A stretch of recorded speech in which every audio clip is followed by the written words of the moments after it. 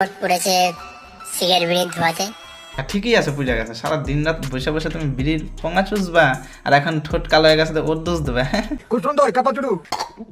আর মন পড়েছে তার কথার আঘাতে। তোমার বিড়ির ধোয়ায় ঠোঁট পরে নাই কাকা, তোমার তো অন্য কিছু ঘটাইছো মনে হচ্ছে আমার। খোয়াইনে তো একটু শখে খাই, খুব ভালো লাগে একটু, হ্যাঁ এই জন্য একটু খাই, ওটা কিছুই না।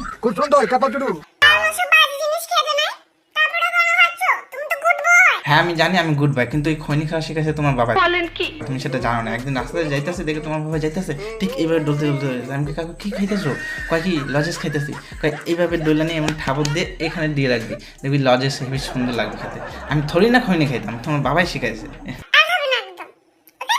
হ্যাঁ গো, তোমার এই ন্যাকামো কথা এখন আমি খৈনি ছেড়ে দেবো না।